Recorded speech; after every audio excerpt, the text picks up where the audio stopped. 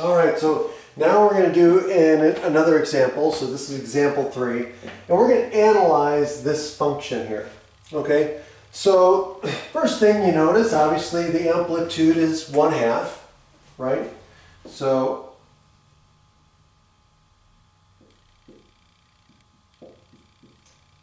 amplitude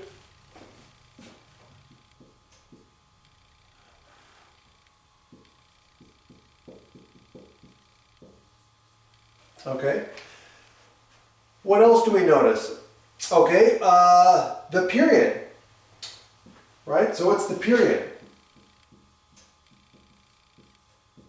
Well, that's going to be 2 pi over b. And what's b in this case? Well, b is 1. So this is just going to be 2 pi over 1, which is just 2 pi, right? And you may have already known that, but it's good to go through this, okay? Now, what else do we know? Well, let's figure out the interval, where we get 1 cycle, okay? So again, we're going to take this, right? So let's do x minus pi over 3 is equal to 0. And we'll do x minus pi over 3 is equal to 2 pi, right? So if we solve both of those, what do we get? What do we get here? We get x is equal to pi over 3, and we get what? X is equal to 9 pi over 3. No, hold on, nope. 7 pi over 3.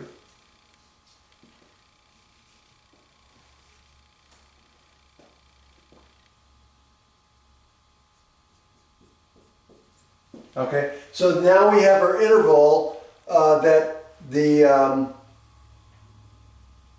function, that the sine function is going to go 1 cycle. Okay. Now, the other thing too is if you look at this here, based on your knowledge or past classes you've had with translation of functions, right? We know that whenever we're subtracting a value here inside the function, it's going to equate to, or it's going to equate to a horizontal shift in which direction? To the right. Okay? And in fact, it's going to shift to the right pi over 3 units, which is exactly what we see here. Okay? So intuitively, from our past experiences with dealing with transformations of graphs, this makes sense. Okay? So now what we're going to do is we're going to take this interval and we're going to divide it into 4. But since it's 2 pi, right? Each segment is going to be pi over 2, right? So what we're going to do is we're going to add pi over 2 to get each critical value. Not critical value, but point, critical point.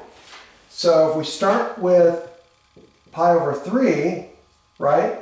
If we add pi over 2, what do we get? Well, in order to do that, let's do this. So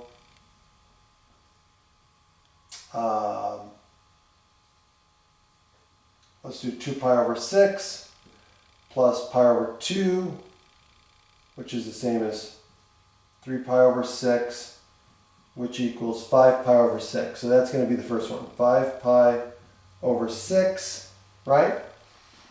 And if we add another 3 pi over 6, what do we get? We get 8 pi over 6, or 4 pi over 3, okay? And if we add another 3 pi over 6, we go 8 to 11, right? So we get,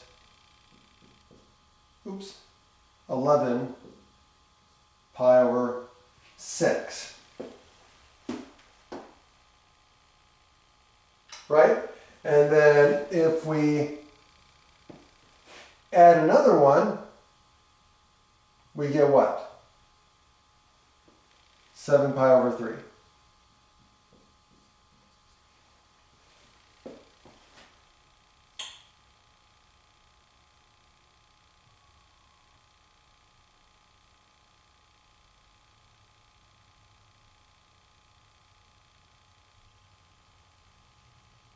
Okay.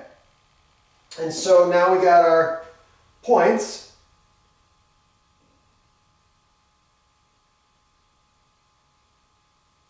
And it's now just a matter of graphing them. Okay, so we've got, so we had our amplitude, right? So we got our amplitude, we got our period, okay? We've got our starting point and our ending point for one cycle, and then we found the points